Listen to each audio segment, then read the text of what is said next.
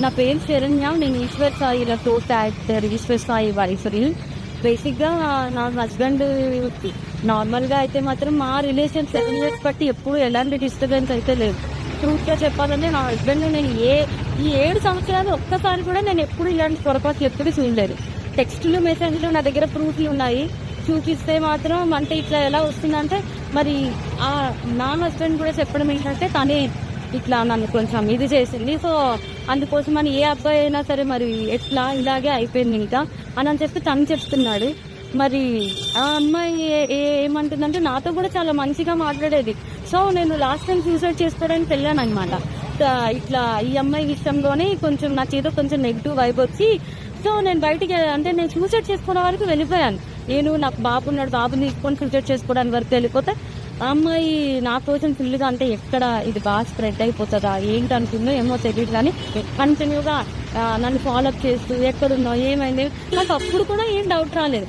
తర్వాత చూస్తే మెసేజ్లు ఇవి అవి అన్నీ చూస్తే ఇలా రావాలి అట్లా రావాలి. మెయిన్ వాళ్ళిద్దరికి కలిపి ఒక ఆయన ఉన్నాడు, ఆయన రిత్విక్ అని చెప్పి వాళ్ళిద్దరు మీడియేటర్, అబ్బాయి పర్సనల్ అసిస్టెంట్ ఇద్దరికి. సో అసలు ఆ అబ్బాయి ఫోన్లో ఎన్ని టెక్స్టులు ఇవన్నీ బ్యాకప్ చేసి చూస్తే అసలు చాలా ఇదిగా ఉంది. సో నేనైతే మాత్రం కోరుకునేది ఏంటంటే నా హస్బెండ్ అయితే తప్పైపోయింది, నాకు ఒక ఛాన్స్ అయితే ఇవ్వు అని చెప్పి ఆయన చెప్తున్నారు. కానీ ఆ అమ్మాయి నుండి ఎప్పుడు నేను ఏం ఫేస్ చేస్తానో తెలియదు. కానీ ఎందుకంటే ఇప్పుడు నాలాంటి అమ్మాయికి అంతమంది ఫాలోవర్స్ ఉంది, పైగా నాతో ఎంత మంచిగా ఉంది, ఇంత చేసిందంటే వాళ్ళ అమ్మగారు రికార్డు కూడా ఉంది. నేను పొద్దున్న వాళ్ళ అమ్మగారికి ఫోన్ చేసి అడిగితే మా అమ్మాయి అంతే అలాగే చేస్తుంది అని చెప్పి అంటుంది. నా దగ్గర రికార్డు ఉంది, ఫోన్ స్విచ్ ఆఫ్ అయ్యేటప్పటికి నా దగ్గర ప్రూఫ్ లేకుండా ఉంది, ఆన్ చేసి అది కూడా ఇస్తాను. సో ఇట్లాగా నాకు ఇప్పుడు నాకు అన్యాయం జరిగింది. నా పేరెంట్స్ మా సిస్టర్స్ వచ్చి ఏదో చేశారు, నా హస్బెండ్ నాతో ఏదో కొంచెం పోలీసులు దీంతో ఏదో మాట్లాడుతున్నాం అవుతుంది. ఇప్పుడు నాలాంటి అమ్మాయి ఒకవేళ వేరే ఒక అమ్మాయి ఎవరైనా దొరికింది అనుకోండి, అమ్మాయి ఇదే స్ట్రెస్ తట్టుకోలేక సూసైడ్ వరకు వెళ్తే ఎంత ప్రాబ్లం. నేను ఇది ఒక్కటే ఆలోచిస్తున్నా, ఎవరైనా సూసైడ్ వరకు వెళ్ళారు అనుకోండి అప్పుడు ఎంత ప్రాబ్లం ఉంటుంది. అమ్మాయికి తెలుసు నాకు బాబుని కొనేటప్పుడు నేను ఎంత డిస్టర్బ్ అయ్యాను, చాలా హెల్త్ ప్రాబ్లమ్స్ ఎలా వచ్చాయి, అమ్మాయికి అన్నీ తెలుసు.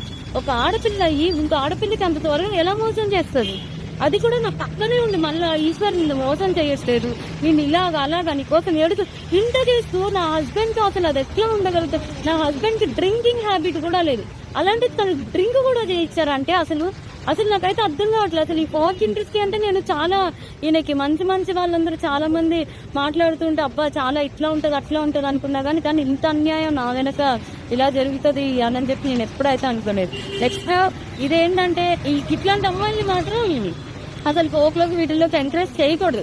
ఎందుకంటే ఇప్పుడు నా హస్బెండ్కి జరిగింది, రేపు అన్న రోజు ఇంకో హస్బెండ్ వాళ్ళ అమ్మగారే చెప్తున్నారు కదా డైరెక్ట్గా మా అమ్మాయి అంతే అని చెప్పి. సో ఇవన్నీ కొంచెం చూసుకొని కొంచెం ఫోక్లోకి తీసుకున్నప్పుడు కూడా మనుషుల కోసం నేను మిగతా వాళ్ళని అనట్లేదు, కానీ ఇట్లాంటి రోజులు మాత్రం కొంచెం చూసుకోండి, కాపురాలు పోతాయి, చిన్నపిల్లల లైఫ్ క్యాస్టింగ్ క్యాస్ట్ అనేది బేసిక్లీ ఫిల్మ్ ఇండస్ట్రీలో ఫోక్ ఇండస్ట్రీలో జరుగుతుంది అనేది ఆరోపణలు ఉన్నాయి. మరి దాని మీద మీ అభిప్రాయం ఏంటి? ఇది కూడా అదే కోణానికి చెందిందా లేకపోతే ఇండివిజువల్? అట్లా ఏం లేదు, నిజం చెప్తున్నాను కదా. మా హస్బెండ్ కి డ్రింకింగ్ హ్యాబిట్ లేదంటే మీరు ఆలోచించారు. నా డెలివరీ దగ్గర నుండి ప్రతి ఒక్కటి నా హస్బెండ్ నన్ను పువ్వుల్లో పెట్టి చూసుకున్నాడు. ఏ రోజు ఇప్పుడు నా హస్బెండ్ విషయంలో 1 minute నేను ఆలోచిస్తున్నానంటే దీనికే. నా బిడ్డను కానీ నన్ను కానీ ఇంత కేర్ గా చూసుకుని అబ్బాయి ఏమంటున్నాడు, ఇప్పుడు ఒక అమ్మాయి వచ్చి నా మీద పడిపోతే నేను ఏం చేస్తా, ఇప్పుడు ఒక షూట్ లో ఉన్న మేము అంత క్లోజ్ అయిపోతుంటే నేను ఏం చేయగలుగుతా అంటున్నాడు.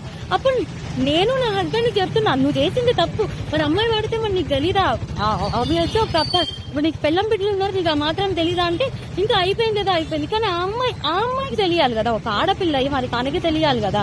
సో నాకు ఇబ్బంది ఎక్స్ట్రా కోసం అయితే తెలీదు. షోక్ కోసం మాట్లాడితే మాత్రం చాలా మంది మంచి వాళ్ళని అయితే నేను చూసుకునే వాళ్ళాను కదా, చాలా మంది మంచిగానే ఉన్నారు. కానీ ఇలా పక్కనే ఉండి గొంతు కోసేవాళ్ళు నేను ఇప్పుడే చూసాను. పైగా ఆ అమ్మాయి ఇంత సెలబ్రిటీ లాగా అన్నిట్లో డీలో వీటిల్లో వాటిల్లో ఇంత వచ్చి ఒక ఆడపిల్ల జీవితం ఒక్కసారి ఆలోచించాను. పైగా తనకి బ్రేకప్ కూడా అయింది. తను నాకు చెప్పుకొని కూడా బాధపడితే నేను అన్నాను, మీ బాయ్ ఫ్రెండ్ మీకు ఇట్లా చేసినప్పుడు మీరు ఎట్లా అయితే బాధపడ్డారో అట్లాగే కదా అని చెప్పి కూడా అన్నాను కూడా. తనకు ఆ మాత్రం అసలు ఏవి గుర్తు రాకుండా ఇంకా ఎట్లా చేసిందో నాకు అర్థం కావట్లేదు. ఎందుకంటే మీరు అనుకోవచ్చు ఇప్పుడు ఏంటి ఈ అమ్మాయి కోసమే చెప్తుంది వాళ్ళ హస్బెండ్ కోసం. నా హస్బెండ్ 7 years బట్టి నేను కాపురం చేశాను కాబట్టి తన కోసం నాకు తెలుసు.